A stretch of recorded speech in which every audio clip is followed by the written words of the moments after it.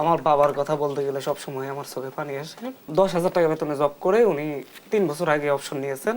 যখন আমাকে নিয়ে সবাই লেখালেখি করছে তাদেরকে উপর হামলা করা হয়, ইয়ে করা হয়। আব্দুল হান্নান মাসুদ, আপনার বাবাকে নিয়ে গল্প বলছিলেন আপনি। আমি একটু সব আন্দোলনের পেছনে তো আসলে অনেকগুলো প্রাপ্তি অপ্রাপ্তি থাকে, সেই অপ্রাপ্তির জায়গাগুলোর গল্পটা কি করে আসলে প্রাপ্তিতে পরিণত হলো সেটা একটু শোনাতে চাই। আমার বাবার কথা বলতে গেলে সবসময় আমার চোখে পানি আসে।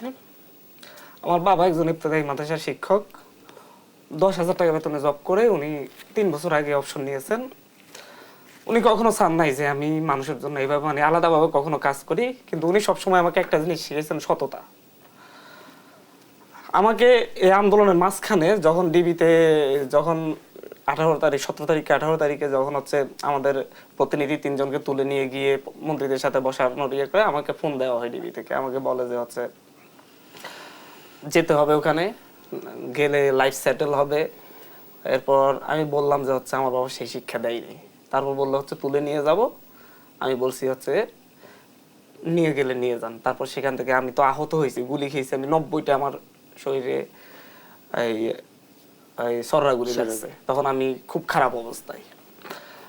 আমার বাবা এলাকায় খুবই সম্মানিত একজন মানুষ, এলাকার মানুষজন খুবই সম্মান করেন। খতিব ছিলেন, মাদ্রাসা শিক্ষক ছিলেন এবং কারোর সাথে কোনো সমস্যা নাই।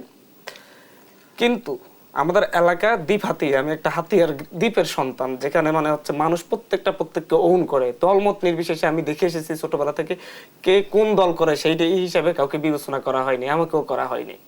কিন্তু 1 বছর আগে ওখানে ছাত্রলীগের একটা নতুন প্রতিনিধি আসছে, ও বিভিন্ন জায়গায় হামলা টামলা করা শুরু করে।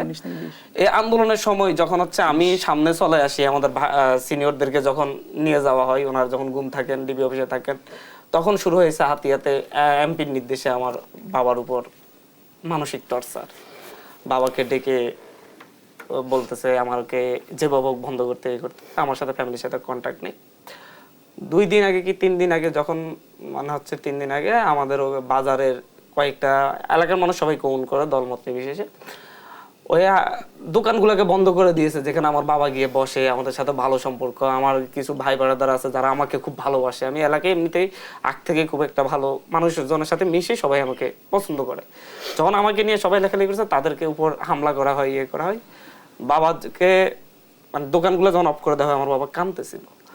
এরপর যেদিন 1 দফার ঘোষণা দিব আমি, সেদিন আমি বুঝতে পারছি যে যদি 1 দফার ঘোষণা দিতে হয় আমার বাবাকে বাড়িতে রাখা যাবে না।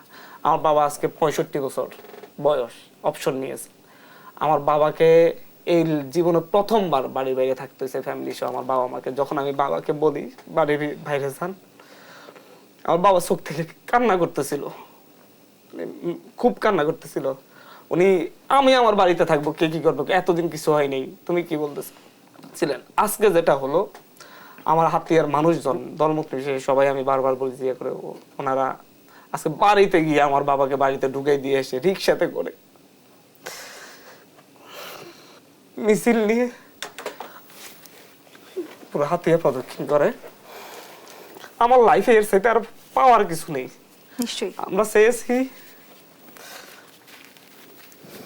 দেশকে বৈষম্যহীন রাষ্ট্র উপাধি দিতে। আমার হাতিয়ার মানুষের উপর কোনো ক্ষোভ নেই। হাতিয়ার মানুষজন সবসময় শান্তিপ্রিয়। আমার এলাকার মানুষজন আজকেও সবাই, কেউ কারো ইয়ে করে 2-4 জন যারা ছিল, আমি ওদেরকে বলেছি যে কারো উপর যেন কোনো ধরনের হামলা না হয়, এই নিশ্চয়তা যেন থাকে। আব্দুল হান্নান মাসুদ, আপনারা যেমন আসলে বাংলাদেশের জন্য গর্বের, আমার মনে হয় আপনাদের প্রত্যেকের বাবা মারা বাংলাদেশের সবচাইতে গর্বিত বাবা মা, এবং হয়তো সব বাবা মাদেরই একটা সময় এসে সেই ইচ্ছাটাই হয়েছে তাদের সন্তানরাও হয়তো সেই আন্দোলনের সাথে যুক্ত হবেন।